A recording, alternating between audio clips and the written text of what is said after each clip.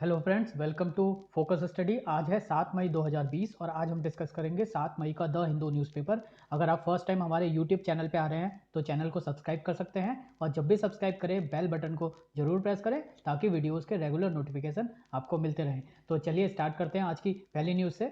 Indians returning on navy ships may have to pay up.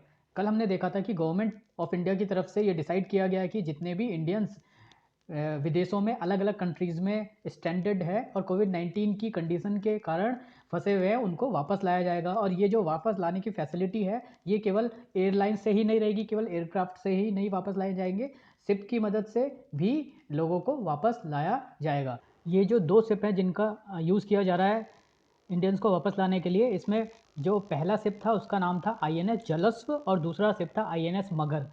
तो INS जलस्व और INS मगर का यूज़ किया जा रहा है मालदीव से इंडियंस को लाने के लिए और आईएनएस शार्दुल और आईएनएस ऐरावत का यूज़ किया जा रहा है यूएई से लोगों को वापस लाने के लिए। मालदीव्स इंडिया के रिस्पेक्ट में ये आप देख सकते हैं, इंडिया के साउथ डायरेक्शन में मालदीव्स है, मालदीव की कैपिटल है मेल और काफ़ी इंडियंस यहाँ पर फंसे हुए हैं जिनको वापस लाने के लिए दो शिप आईएनएस जलस्व और आईएनएस मगर का यूज़ किया जा रहा है। अब यूएई की लोकेशन यहाँ पर आ रही है। यूएई एक तरह से मिडिल ईस्ट का भी पार्ट है और गल्फ कंट्रीज़ का भी पार्ट है। जीसीसी की कंट्रीज़ जो हैं मेंबर कंट्रीज़ उनका भी पार्ट है। तो यूएई इन रीजन में काफ़ी इंपॉर्टेंट कंट्री है जिसमें इंडियंस काफ़ी बड़े पैमाने पर जाते हैं अपने एम्प्लॉयमेंट के लिए और जॉब्स के लिए। तो ये जो इंडियंस हैं जो यहाँ पर स्टैंडर्ड हैं उनको लाने के लिए जो शिप का यूज़ किया जा रहा है वो शिप है आईएनएस शार्दुल और आईएनएस ऐरावत। अब इसके जो बाकी कंडीशंस भी हमने गल्फ़ कंट्रीज़ की देखी थी कल की डेट में, जैसे कि Saudi Arabia, Kuwait, Iraq, Qatar, Bahrain, Oman. इस पूरे रीजन में काफ़ी ज़्यादा ट्रबल रहती है और साल के 300 दिन कुछ ना कुछ सिक्योरिटी रीज़न की वजह से यहाँ पर काफ़ी ज़्यादा सिविल वॉर की कंडीशन या काफ़ी ज़्यादा disturbance Jio political point of view से देखने को मिलती है, जिसके कारण गवर्नमेंट ऑफ इंडिया की तरफ से बहुत से रेस्क्यू ऑपरेशन पहले भी किए गए हैं। अलग अलग शिप से या एयरक्राफ्ट से लोगों को वापस लाने की कोशिशें की गई हैं, जैसे कि 1990 में गल्फ़ वॉर के टाइम इंडियंस को वापस लाया गया था इस रीज़न से। कुवैत और इराक की जो वॉर थी वो गल्फ़ वॉर के नाम से फेमस है। 1990 जब ये वॉर हुई थी तो इंडियंस को वापस लाया गया था। इसी तरह बिल्कुल रिसेंट में यमन में जब सिविल वॉर की कंडीशन शुरू हुई थी 2015 में, तब भी इंडियंस को रेस्क्यू किया गया था, यमन से लाया गया था। लीबिया में 2011 में सिविल वॉर के टाइम इंडियंस को लाया गया था। लेबनान में 2006 के टाइम सिविल वॉर के टाइम इंडियंस को लाया गया था वापस अपनी कंट्री में, जितने भी लोग फंसे हुए थे वॉर के दौरान इन कंट्रीज़ में। तो इस रीज़न के बारे में हम देख लेते हैं। पहले हम देखते हैं यहाँ पर मेडिटेरेनियन सी को टच करने वाली कंट्रीज़। ये आप देख सकते हैं यहाँ पर मेडिटेरेनियन सी है और इसको टच करने वाली कंट्रीज़ हैं Libya, Egypt, Israel, Lebanon, Syria और Turkey. Libya, Egypt, Israel, Lebanon, Syria और टर्की मेडिटेरेनियन सी को टच करती हैं। अगर हम पर्शियन गल्फ़ की बात करें तो कल परसों हमने दोनों दिन देखा था कि पर्शियन गल्फ़ को टच करने वाली कंट्रीज़ हैं अरब कंट्रीज़ में। अगर हम देखेंगे तो अरब कंट्रीज़ हैं ओमान, यूएई, यूनाइटेड अरब अमीरात, Qatar, Bahrain, Saudi Arabia, Kuwait, Iraq और ईरान। पर्शियन गल्फ़ को टच करने वाली कंट्रीज़ में अगर हम इराक और ईरान को हटा दें तो बाकी जो कंट्रीज़ हैं पर्शियन गल्फ़ को टच करने वाली वो बनाती हैं जीसीसी। तो ये सारी कंट्रीज़ 6 कंट्रीज़ हैं। ये गल्फ़ कोऑपरेशन काउंसिल का पार्ट है।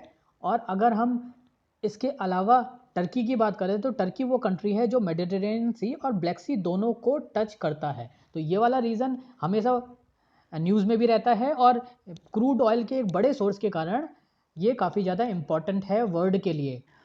अब हम आर्टिकल की बात करते हैं तो आर्टिकल में बताया गया है कि जितने भी ऑपरेशन यमन में 2015 में किए गए थे या फिर लेबनान में, लीबिया में, कुवैत में गल्फ़ वॉर के दौरान जो भी किए गए थे वो गवर्नमेंट की तरफ से थे। जितने भी इंडियंस को स्ट्रैंडेड इंडियंस को वापस इंडिया में लाया गया था उन्हें कोई पेमेंट या चार्जेस देने नहीं पड़े थे, लेकिन ये फर्स्ट टाइम है जब कोविड-19 के कारण पेमेंट देने पड़ रहे हैं। नेक्स्ट न्यूज़ है virus tally crosses 50,000 mark, number of death surges to 1771। Total कोविड-19 के जो केसेस हैं उनकी संख्या 50,000 से ज़्यादा हो गई है और नंबर ऑफ़ डेथ इंडिया में 1771 तक पहुंच गई हैं। ये जो स्पीड है कोविड-19 की, ये पिछले कुछ दिनों में तेज़ी से बढ़ती हुई दिखी है और इंडिया केवल उन चुनिंदा कंट्रीज़ में हो गया है या उन 14 कंट्रीज़ में इंक्लूड हो गया जिसमें जो केसेस हैं वो 50,000 से ज़्यादा हैं। अगर हम करंट केसेस की बात करें तो ये आप स्क्रीन पे देख सकते हैं, ये करंट केसेस हैं इंडिया में। इनका जो अभी का आंकड़ा है ये 53,000 से ज़्यादा पहुंच गया है। नंबर ऑफ जो डेथ पर्सन है वो 1700 से ज़्यादा है और नंबर ऑफ क्योर्ड पर्सन या रिकवर्ड पर्सन, अभी तो क्योर तो पूरी तरीके से नहीं हुआ कोई भी, रिकवर लेकिन काफ़ियों ने किया है, तो रिकवर पर्सन की जो संख्या है वो 15,000 से ज़्यादा पहुंच गई है। लेकिन ये जो पहला आंकड़ा है, जो पहला काउंट है, ये 50,000 से भी ज़्यादा पहुंच गया है, 53,000, ये बहुत एक चिंता का विषय है। अगर हम यहाँ पर ग्राफ में देखें कि 50,000 का आंकड़ा क्रॉस करने वाली इंडिया उन 15 कंट्रीज़ में इंक्लूड हो गया है जिन्होंने 6 मई को 50,000, जिनके जिनके 6 मई को 50,000 से ज़्यादा लोग इन्फेक्टेड थे। नंबर ऑफ़ डेथ्स की बात करें तो ये जो नंबर ऑफ़ डेथ्स वो भी इंडिया के बराबर डेथ केवल 17 कंट्रीज़ में अभी तक देखी गई हैं। नेक्स्ट न्यूज़ है, hacker sees security flaws in Aarogya Setu app.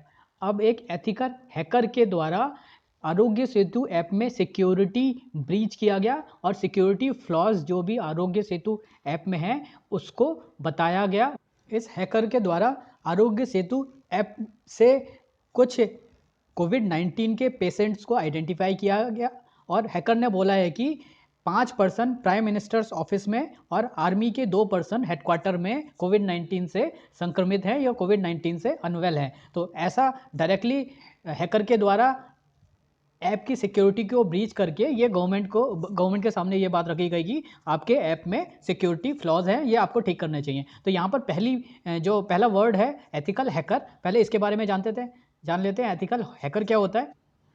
और ये जो ब्रेक किया जाता है इनके द्वारा सिस्टम को, वो लीगली और एथिकली ब्रेक किया जाता है, कोई इलीगल वेज के तरीके नहीं यूज़ किए जाते हैं। Like malicious hacker, malicious hacker को ब्लैक हैकर कहते हैं, जो सिस्टम की कमियों का अपने फेवर में यूज़ करता है उसे मलेशियस हैकर कहते हैं। और एथिकल हैकर जो एथिकल तरीके से, लीगल तरीके से सिस्टम को हैक करता है और उसकी कमियों को उसके डेवलपर के सामने रखता है। तो ये बात की गई। ये जो एथिकल हैकर है ये फ्रांस का एथिकल हैकर है जिसने गवर्नमेंट के ऐप की कमियों के बारे में बताया और उसके रिस्पॉन्स में आरोग्य सेतु की टीम की तरफ से ये जवाब आया है कि कोई भी पर्सनल इन्फॉर्मेशन किसी यूज़र की रिस्क पे नहीं है और कोई भी डेटा या सिक्योरिटी ब्रीच नहीं हो सकती इस ऐप में। अभी यहाँ पर आरोग्य ऐप की बात की जा रही है, तो सबसे पहले हम आरोग्य ऐप के बारे में देख लेते हैं। ये आजकल काफ़ी इंपॉर्टेंट ऐप है और काफ़ी न्यूज़ में भी है। आरोग्य Setu app, health bridge app भी बोलते हैं इसको। ये कोविड-19 को ट्रैक करने के लिए मोबाइल एप्लीकेशन है जो कि नेशनल इन्फॉर्मेटिक्स सेंटर के द्वारा डेवलप की गई कोविड-19 के टाइम लोगों को ट्रैक करने के लिए या कोविड-19 के पेशेंट्स को ट्रैक करने के लिए। इसमें लोगों का डेटा इस ऐप में स्टोर किया जाता है, इस ऐप के सर्वर में स्टोर किया जाता है, इसलिए प्राइवेसी रिलेटेड इश्यूज भी काफ़ी टाइम से इस ऐप के रिगार्डिंग चल रहे थे। ये ऐप डेवलप किया गया एनआईसी के द्वारा और एनआईसी काम करता है ministry of electronics and information technology के अंतर्गत।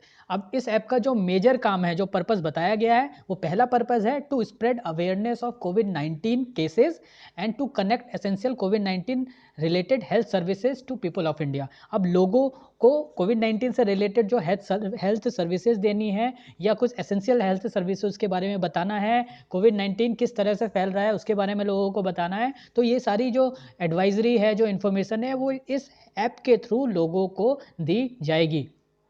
डिपार्टमेंट ऑफ हेल्थ ने जो बेस्ट प्रैक्टिसेस अडॉप्ट करने के लिए बनाई हैं, जो बेस्ट प्रैक्टिसेस और बेस्ट एडवाइजरी लोगों के लिए बनाई हैं, वो भी इस ऐप के थ्रू लोगों तक पहुंचाई जाती हैं। इसके अलावा जो बहुत इंपॉर्टेंट काम है इस ऐप का, वो है टू ट्रैक कोविड-19 पेशेंट। ये एक ट्रैकिंग ऐप है, इसलिए ये किसी पर्सन के जीपीएस का यूज़ करके, फ़ोन के ब्लूटूथ का यूज़ करके उस पर्सन के मूवमेंट को ट्रैक कर सकता है और अगर कोई पर्सन इन्फेक्टेड है तो कोविड-19 वायरस के मूवमेंट को ये ट्रैक कर सकता है। तो इन पूरी इन्फॉर्मेशन का यूज़ करके ये लोगों को बता सकता है कि किस एरिया में कितने लोग कोविड-19 से इन्फेक्टेड हैं और अकॉर्डिंगली पीपल कैन डिसाइड कि उन्हें उस एरिया में जाना है या वो जाने से अवॉइड कर सकते हैं based on information provided by आरोग्य सेतु ऐप। इस ऐप का जो पहले का वर्जन था उसका नाम था कोरोना कवच, जो डिसकंटिन्यू कर दिया गया है अब, और अब ये फाइनल गवर्नमेंट ऑफ इंडिया के द्वारा आरोग्य सेतु ऐप निकाला गया है। तो बेसिकली ये एक ट्रैकिंग ऐप है, इसमें कुछ इस बहुत सारी इन्फॉर्मेशन रहती है किसी भी इंडिविजुअल की, इसलिए प्राइवेसी एक बड़ा कंसर्न है इस ऐप का। और उसी टाइम में ये जो एथिकल हैकर के द्वारा ब्रीच किया गया ये न्यूज़ में है। नेक्स्ट न्यूज़ है IIT Delhi startup comes out with washable mask. IIT Delhi के एक स्टार्टअप ने एक वॉशेबल मास्क, धोने वाला मास्क रेडी किया है। कोविड-19 पेंडेमिक के टाइम काफ़ी सारे स्टार्टअप भी ये जो प्रॉब्लम क्रिएट की गई है इस डिजीज़, इस वायरस के द्वारा, उसको कम करने की कोशिश कर रहे हैं। तो इसी दौड़ में आईआईटी दिल्ली के स्टार्टअप नैनो सेफ सॉल्यूशंस ने, स्टार्टअप का नाम है नैनो सेफ सॉल्यूशन, जिसने एक मास्क रेडी किया है जिसका नाम है एन सेफ मास्क। ये डेवलप किया गया है नैनो सेफ सॉल्यूशंस स्टार्टअप के द्वारा, जो आईआईटी दिल्ली का एक स्टार्टअप है। अब ये किस तरह का मास्क है? ये जो मास्क है ये ट्रिपल लेयर का मास्क होगा, 3 लेयर होंगी इस मास्क में, और जो भी इनर लेयर होगी ये हाइड्रोफिलिक लेयर होगी। अगर इस तरह से पहना जाता है इसको, तो अंदर वाली जो लेयर है वो हाइड्रोफिलिक लेयर होगी कंफर्ट के लिए। जो मिडिल लेयर है वो एंटी माइक्रोबियल एक्टिविटी को टैकल करने के लिए बनाई जाएगी, यानी कि ये जो मिडिल लेयर है ये एंटी माइक्रोबियल एक्टिविटी वाली लेयर होगी। जो आउटर मोस्ट लेयर है ये water and oil repellent layer होगी, जिससे वो बहुत ही जल्दी गीला ना हो सके और ऑयल से खराब ना हो मास्क। तो 3 लेयर की बात की गई है। ट्रिपल लेयर मास्क मिनिमम किसी भी मास्क में ट्रिपल लेयर होने चाहिए अगर उसे किसी भी तरह का एयरबॉर्न इन्फेक्शन से बचाना है। तो इसीलिए ट्रिपल लेयर मास्क रिकमेंड किया गया है कोविड-19 के लिए भी। तो इस ट्रिपल लेयर मास्क में इनर लेयर है हाइड्रोफिलिक लेयर, मिडिल लेयर है एंटी माइक्रोबियल लेयर, और आउटर लेयर होगी water and oil repellent layer. ये जो मास्क है ये 99% से भी ज़्यादा बैक्टीरियल फिल्ट्रेशन एफिशिएंसी रखता है, ऐसा बताया गया है इस स्टार्टअप के द्वारा। तो इस मास्क का नाम इंपॉर्टेंट है एन सेफ मास्क, और जो स्टार्टअप है nano safe solutions. Next news है poor find access to accounts hard. एक स्टडी की गई जिस स्टडी में ये पाया गया है कि जो भी पुअर लोग हैं रूरल एरिया में रहने वाले मेनली, उनके द्वारा अकाउंट एक्सेस करने में बहुत ज़्यादा उनको दिक्कतें फेस करनी पड़ रही हैं। अब सेंट्रल गवर्नमेंट के द्वारा ये बताया गया था कि करीब 33 करोड़ लोगों को कैश बेनिफिट दिए गए हैं कोविड-19 के रिवर्स रिलीफ स्कीम के अंतर्गत। बट ये जो रूरल हाउस होल्ड का सर्वे किया गया, जो सर्वे करीब 6 स्टेट्स में किया गया, उस सर्वे के अनुसार लोगों को, रूरल एरिया में पुअर लोगों को बैंक अकाउंट एक्सेस करने में बहुत ज़्यादा प्रॉब्लम आ रही है।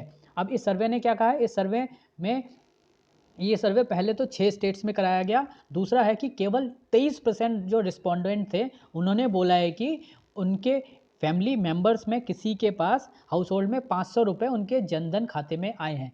केवल 23% लोगों ने बोला है कि उनके पास जनधन खाते में 5% ये पैसे आए हैं, 500 रुपये, या फिर ऐसा कोई एसएमएस आया है। केवल 23% की तरफ से ये कन्फर्मेशन आई है। 36% लोगों का कहना है कि उनके अकाउंट में, उनके घर में किसी के पास जनधन अकाउंट ही नहीं है। 41%, 41% रिस्पोंडेंट ने ऐसा बोला है कि उन्हें मालूम ही नहीं है कि उनके पास पैसे आए हैं या नहीं आए हैं, यानी कि मोबाइल में कोई नोटिफिकेशन तरह का इन लोगों के पास वो फैसिलिटीज़ नहीं है कि मोबाइल से उन्हें नोटिफाई किया जा सके। और 46% लोगों ने ऐसा बोला है कि जो अप्रैल महीने का राशन है वो मिला ही नहीं है।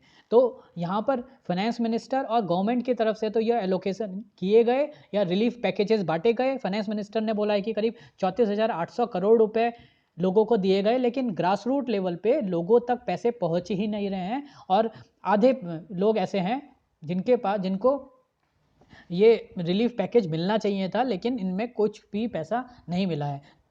तो गवर्नमेंट को जो स्कीम है उनको इम्प्लीमेंट करने के लिए थोड़ा ज़्यादा स्ट्रांगली कदम उठाने चाहिए, ताकि जिन लोगों को बेनिफिट मिलने चाहिए, जो लोग सबसे ज़्यादा परेशान हैं, उनको स्कीम्स का बेनिफिट दिया जा सके। आर्टिकल में आयुष्मान भारत स्कीम के बारे में बात की गई है, फॉल इन की ट्रीटमेंट कैटेगरीज। अब एक सर्वे के अकॉर्डिंग आयुष्मान भारत के अंतर्गत जितनी सर्विसेज दी जाती हैं उनमें काफ़ी तरह की सर्विसेज में गिरावट देखने को मिली है। ये जो ग्राफ यहाँ पर दिखाया गया है इसमें क्रिटिकल जो प्रोसीजर्स हैं वो काफ़ी कम हुए हैं अप्रैल महीने से लेकर अगर हम जनवरी, फरवरी, मार्च, अप्रैल इन 4 महीने की बात करें तो जनवरी, फरवरी से में जो कार्डियोथेरेपिस्ट होती है या वैस्कुलर सर्जरी होती है, ये सर्जरी कम हुई है। ऑस्टियोटिक्स सर्जरी या gynaecology related service, cardiology related services, ये इस स्कीम के तहत जो दी जाती थी उनमें कमी देखी गई है।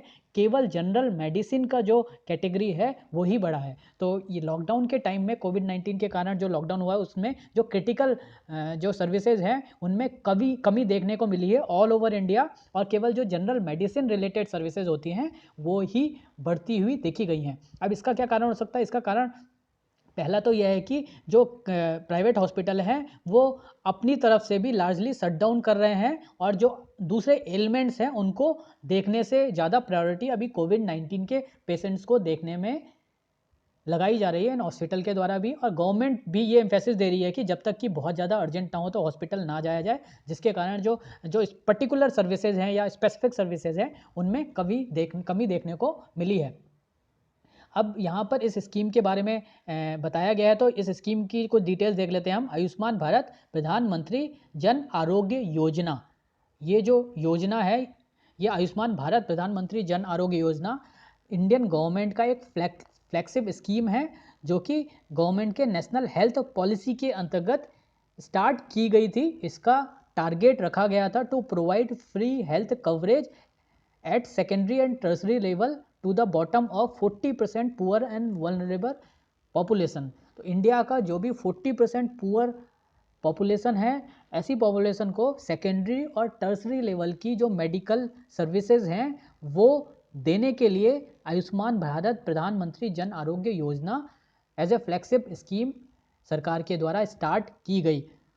प्रधानमंत्री जन आरोग्य योजना वर्ल्ड की लार्जेस्ट और fully state sponsored health assurance service है। ये एक हेल्थ एश्योरेंस सर्विस है और दुनिया की लार्जेस्ट हेल्थ एश्योरेंस सर्विस इसको माना जा रहा है, जिसमें यूएसए, मैक्सिको और कनाडा, पूरे नॉर्थ अमेरिका की पॉपुलेशन के बराबर लोगों को कवर करने की कोशिश की गई है। अब ये जो स्कीम लॉन्च की गई थी ये सितंबर 2018 में लॉन्च की गई थी, और मिनिस्ट्री कौन सी है इसकी? मिनिस्ट्री है ministry of health and family welfare.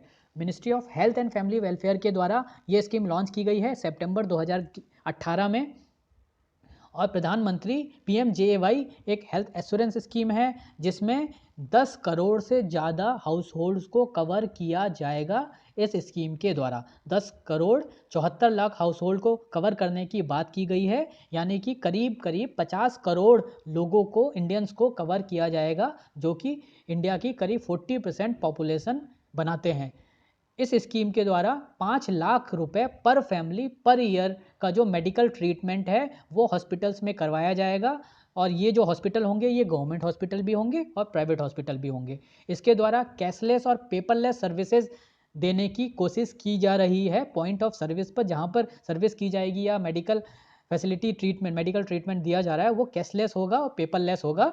ये जो प्रोविज़न है ये स्कीम में रखा गया है। इसके अलावा भी E card are provided to eligible beneficiaries, जो भी एलिजिबल बेनिफिशरी हैं इनको इलेक्ट्रॉनिक कार्ड भी दिया जा रहा है, और इसमें जो बेनिफिशियरीज हैं उनको आइडेंटिफाई किया गया है सोशल इकोनॉमिक कास्ट सेंसस 2011 के थ्रू। तो जो 2011 में सोशियो इकोनॉमिक कास्ट सेंसस हुई थी उसके अकॉर्डिंग इसमें जो बेनिफिशियरी हैं वो आइडेंटिफाई किया गया है। अब इसमें फैमिली बेसिस पे 5 लाख रुपए पर ईयर देने की बात की गई है, और यहाँ पर फैमिली के लिए कोई रेस्ट्रिक्शन नहीं है कि इतने साइजेस की ही एक फैमिली होनी चाहिए या इतने एज के लोग होने चाहिए या इतने ऐसे रिस्ट्रिक्टेड नंबर ऑफ जेंडर्स होने चाहिए, ऐसा कोई रिस्ट्रिक्शन नहीं है। केवल फैमिली की बात की गई है, फैमिली लेवल पे ये स्कीम है।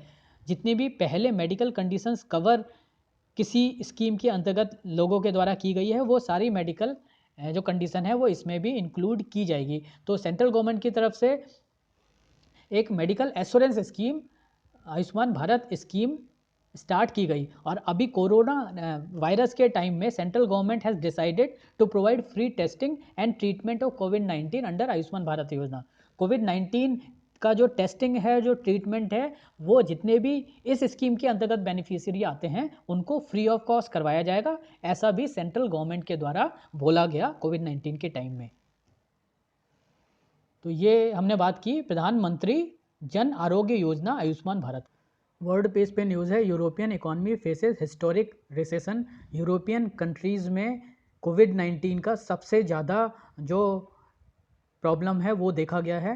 पेंडेमिक के कोविड-19 पेंडेमिक के कारण अभी तक 2,57,000 से ज़्यादा लोग ग्लोबली मर चुके हैं और ऑफिशियली जो इन्फेक्टेड लोगों की संख्या है वो 3.7 मिलियन मानी जा रही है, यानी कि करीब 37 लाख से ज़्यादा लोग इन्फेक्टेड हैं all over the world because of covid virus. और ये जो ऑफिशियल डेटा है, हो सकता है कि ग्रास रूट लेवल पर इससे भी ज़्यादा लोग इन्फेक्टेड हों और डेटा जो है एक्चुअल में वो ज़्यादा हो सकता है। तो 2.5 लाख से ज़्यादा लोग मर चुके हैं और 35 लाख से ज़्यादा लोग इन्फेक्टेड हैं, जिसके कारण ये बहुत बड़ा प्रॉब्लम देखा गया है वर्ल्ड में। और यूरोपियन कंट्रीज सबसे ज़्यादा हिट हुई हैं। यूरोपियन कंट्रीज़ में भी सबसे ज़्यादा जो प्रॉब्लम देखी गई है वो कुछ कंट्रीज़ के द्वारा देखी गई है, जिसमें से यूरोप में ब्रिटेन, इटली, स्पेन और फ्रांस है, जिन्होंने सबसे ज़्यादा भार झेला है इस प्रॉब्लम का।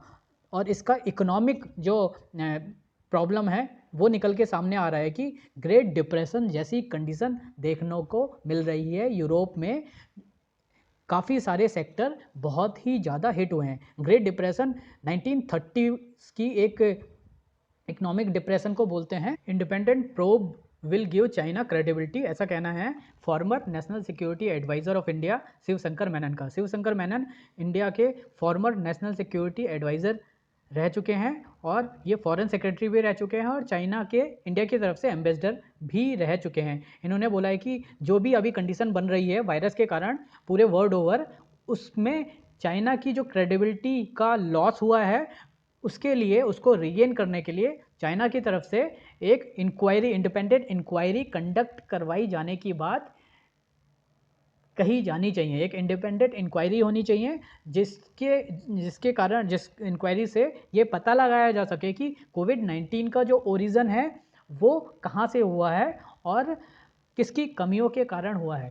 इंडिपेंडेंट इंक्वायरी जो कि कोविड-19 के ओरिजिन का पता लगा सके और इंटरनेशनल रिस्पेक्टेड एक्सपर्ट के द्वारा ये इंक्वायरी की जानी चाहिए। और इसकी वजह से जो भी रेपुटेशन लॉस हुआ है, ये केवल चाइना का ही नहीं हुआ है, जो भी डेवलप्ड कंट्रीज़ और बड़ी बड़ी ग्लोबल पावर्स हैं उन सबका रेपुटेशन लॉस हुआ है, क्योंकि वो भी नहीं सही मायने में वो भी पता नहीं लगा पाई इस बीमारी का कारण और ओरिजिन। तो इसीलिए एक इंडिपेंडेंट इंक्वायरी होना ज़रूरी है, जिससे कि ना केवल इस प्रॉब्लम का रूट कॉज पता लगाया जा सके, बल्कि ये आगे भी इस तरह की कोई फर्दर अगर इन्फेक्शन फैल सकता है तो ऐसे इन्फेक्शन को भी रोकने के लिए एक प्रॉपर गाइडलाइंस तैयार करने के लिए बहुत ज़रूरी होगा ऐसा इंडिपेंडेंट इंक्वायरी। बिजनेस पेज की न्यूज़ है, SBI to extend loan moratorium to NBFCs. अब स्टेट बैंक ऑफ इंडिया ने लोन मोरेटोरियम्स एनबीएफसीज को एक्सटेंड करने की जो बात है वो आरबीआई की बात मान ली है। अब लोन मोरेटोरियम क्या थे?